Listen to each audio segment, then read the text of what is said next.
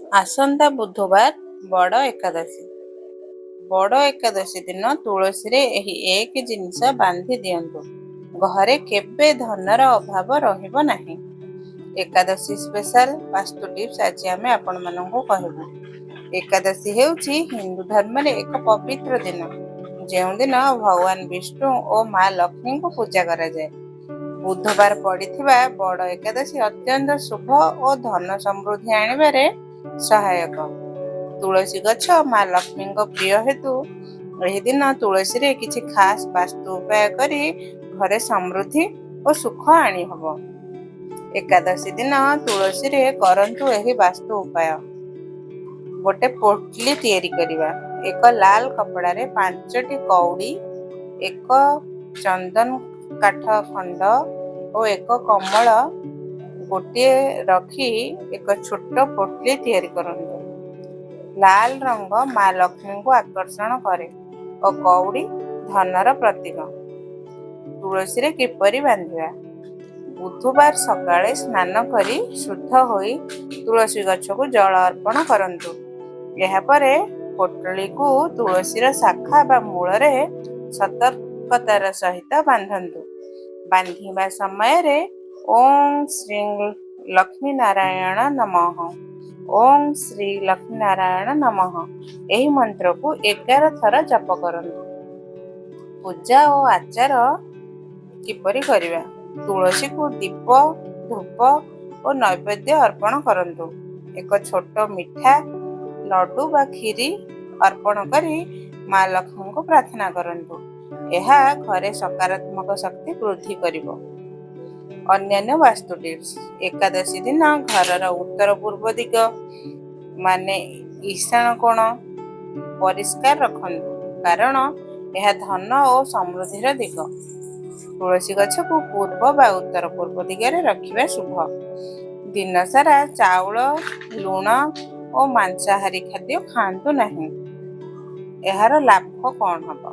ଘରେ ଧନର ଅଭାବ ଦୂର ହେବ ଓ ସ୍ଥିର ଆର୍ଥିକ ସମୃଦ୍ଧି ଆସିବ। ନକାରାତ୍ମକ ଶକ୍ତି ଦୂର ହୋଇ ଘରେ ଶାନ୍ତି ଓ ସୁଖ ବୃଦ୍ଧି ପାଇବ। ମା ଲକ୍ଷ୍ମୀ ଓ ଭଗବାନ ବିଷ୍ଣୁଙ୍କ ଆଶୀର୍ବାଦ ପ୍ରାପ୍ତ ହେବ। ଏହି ସରଳ ବାସ୍ତୁ ଉପାୟ ଆପଣଙ୍କ ଘରକୁ ଧନ ସମୃଦ୍ଧିରେ ପୂର୍ଣ୍ଣ କରିବ। ଏହି ଏକାଦଶୀରେ ଏହା ଅନୁସରଣ କରନ୍ତୁ ଓ ସମୃଦ୍ଧିର ଅନୁଭବ କରନ୍ତୁ। ଭିଡ଼ିଓଟି ପୁରା ଦେଖି ଏହି ଉପାୟ ଅନୁସରଣ କରନ୍ତୁ ଓ ଅନ୍ୟମାନଙ୍କ ସହ ସେୟାର କରନ୍ତୁ। ହରେ କୃଷ୍ଣ। ଭାଦ୍ରପଦ ଶୁକ୍ଳପକ୍ଷ ଏକାଦଶୀ ବ୍ରତ, ହରିବାସର, ବାମନ ଦ୍ୱାଦଶୀ ଓ ତୁଳସୀ ପୂଜା ବିଷୟରେ ଜାଣନ୍ତୁ। ବାସ୍ତୁ ଓ ଧାର୍ମିକ ଟିପ୍ସ। ଏହି ବର୍ଷ ଭାଦ୍ରପଦ ମାସର ଶୁକ୍ଳପକ୍ଷର ଏକାଦଶୀ ବ୍ରତ କେଉଁ ଦିନ ପାଳନ କରାଯିବ? ହରିବାସର ସମୟ କେବେ ଶେଷ ହେବ? ବାମନ ଦ୍ୱାଦଶୀ କେବେ? ତୁଳସୀରେ ଜଳ କେବେ ଚଢ଼ାଇବା ଉଚିତ ଓ ପତ୍ର କେବେ ତୋଳିବା ଉଚିତ? ବ୍ରତ କେବେ ଓ କିପରି ଭାଙ୍ଗିବା ଉଚିତ? ଆସନ୍ତୁ ଜାଣିବା ଏହି ସମସ୍ତ ବିଷୟରେ। ଏକାଦଶୀ ତିଥି ଓ ବ୍ରତ। ଏହି ବର୍ଷ ଭାଦ୍ରପଦ ଶୁକ୍ଳପକ୍ଷର ଏକାଦଶୀ ତିଥି 3 ସେପ୍ଟେମ୍ବର 2025 ବୁଧବାର ସକାଳ 3:45ରୁ ଆରମ୍ଭ ହେଉଛି ଏବଂ 4 ସେପ୍ଟେମ୍ବର ଗୁରୁବାର ସକାଳ 4:21ରେ ଶେଷ ହେବ। ଏହାପରେ ଦ୍ୱାଦଶୀ ତିଥି ଆରମ୍ଭ ହେବ, ଯାହାକୁ ବାମନ ଦ୍ୱାଦଶୀ ବୋଲି କୁହାଯାଏ ଓ ଏହା ଏକ ମହାଦ୍ୱାଦଶୀ। ଏକାଦଶୀ ବ୍ରତ 3 ସେପ୍ଟେମ୍ବର ବୁଧବାର ପାଳନ କରାଯିବ। ସମସ୍ତେ ଏହି ଦିନ ଉପବାସ ରଖିପାରନ୍ତି, ତେବେ ଗୁରୁବାର ସକାଳେ ବ୍ରହ୍ମ ମୁହୂର୍ତ୍ତ ପର୍ଯ୍ୟନ୍ତ ବି ଏକାଦଶୀ ତିଥି ରହିବ। ଏହି ସମୟରେ ବୈଷ୍ଣବ ଭକ୍ତମାନେ ଏକାଦଶୀ ନିୟମ ପାଳନ କରନ୍ତି ଏବଂ ଅନେକ ଗୁରୁବାର ମଧ୍ୟ ବ୍ରତ ରଖନ୍ତି। ଯଦି ଆପଣ ଭଗବାନ ବିଷ୍ଣୁଙ୍କ ପୂର୍ଣ୍ଣ କୃପା ପାଇବାକୁ ଚାହୁଁଛନ୍ତି, ତେବେ 4 ସେପ୍ଟେମ୍ବର ଗୁରୁବାର ମହାଦ୍ୱାଦଶୀରେ ମଧ୍ୟ ବ୍ରତ ଓ ନିୟମ ପାଳନ କରିପାରନ୍ତି। ଅନ୍ୟଥା 3 ସେପ୍ଟେମ୍ବରରେ ବ୍ରତ ରଖି 4 ସେପ୍ଟେମ୍ବରରେ ପାରଣ କରିବେ। ହରିବାସର ଓ ପାରଣ ସମୟ। ଦ୍ୱାଦଶୀ ତିଥି 4 ସେପ୍ଟେମ୍ବର ଗୁରୁବାର ସକାଳ 4:22ରୁ 5 ସେପ୍ଟେମ୍ବର ଶୁକ୍ରବାର ସକାଳ 4:08 ପର୍ଯ୍ୟନ୍ତ ରହିବ। ହରିବାସର ସମୟ 4 ସେପ୍ଟେମ୍ବର ସକାଳ 4:22ରୁ 10:30 ପର୍ଯ୍ୟନ୍ତ ରହିବ।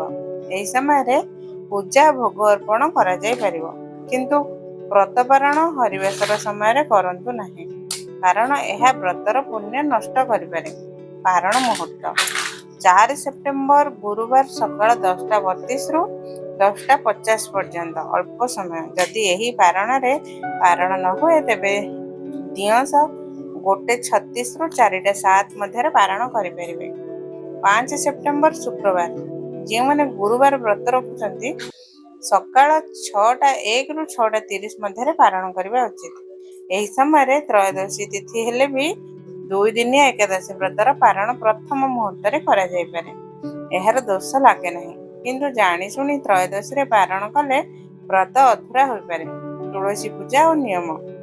ଦଶମୀ ତିଥି 2 ସେପ୍ଟେମ୍ବର ମଙ୍ଗଳବାର। ଏହି ଦିନ ତୁଳସୀରେ ଜଳ ଅର୍ପଣ କରି ପତ୍ର ତୋଳି ରଖନ୍ତୁ, କାରଣ ଭଗବାନଙ୍କ ଭୋଗରେ ତୁଳସୀ ପତ୍ର ଆବଶ୍ୟକ। ଯଦି ପତ୍ର ତୋଳିବା ଭୁଲି ଯାଆନ୍ତି ତେବେ ଝଡ଼ି ପଡ଼ିଥିବା ପତ୍ରକୁ ଧୋଇ ବ୍ୟବହାର କରିପାରିବେ। ଏକାଦଶୀ ଦିନ 3 ସେପ୍ଟେମ୍ବର ବୁଧବାର। ଏହି ଦିନ ତୁଳସୀରେ ଜଳ ଚଢ଼ାନ୍ତୁ ନାହିଁ। ଚାଉଳ, ଲୁଣ ଓ ମାଂସାହାରୀ ଖାଦ୍ୟ ତ୍ୟାଗ କରନ୍ତୁ। ଦ୍ୱାଦଶୀ ଦିନ 4 ସେପ୍ଟେମ୍ବର ଗୁରୁବାର। ଯଦି ଅନ୍ୟ କୌଣସି ବ୍ରତ ନାହିଁ ତେବେ ଚାଉଳ ଖାଇ ବ୍ରତ ପାରଣ କରିପାରିବେ, ଅନ୍ୟଥା ପଞ୍ଚାମୃତ, ଚରଣାମୃତ, ତୁଳସୀ ପତ୍ର ବା କେବଳ ଜଳ ସହିତ ବ୍ରତ ଭାଙ୍ଗନ୍ତୁ। ସନ୍ଧ୍ୟା ପୂଜା। ଏକାଦଶୀ ଦିନ ସନ୍ଧ୍ୟାରେ ତୁଳସୀ ନିକଟରେ ଘିଅ ଦୀପ ଜାଳି ପୂଜା ଓ ପରିକ୍ରମା କରନ୍ତୁ। ଏହା ଭଗବାନ ବିଷ୍ଣୁଙ୍କ କୃପା ଆଣେ। କ'ଣ ଦାନ କରିବା? ଏକାଦଶୀ ଦିନ ଏକ ନୂଆ ହଳଦିଆ ବସ୍ତ୍ର ତୁଳସୀଙ୍କୁ ଛୁଇଁ ଗରିବଙ୍କୁ ଦାନ କରନ୍ତୁ। ଏହା କାର୍ଯ୍ୟରେ ସଫଳତା ଆଣେ। ଦ୍ୱାଦଶୀରେ ସାମର୍ଥ୍ୟ ଅନୁସାରେ ଦାନ କରି ପାରଣ କରନ୍ତୁ। ଆଜିର ଭିଡ଼ିଓଟି ଆପଣମାନଙ୍କୁ କିପରି ଲାଗିଲା କମେଣ୍ଟ ମାଧ୍ୟମରେ ଜଣାଇବେ। ରହୁଛି। ଜୟ ଜଗନ୍ନାଥ।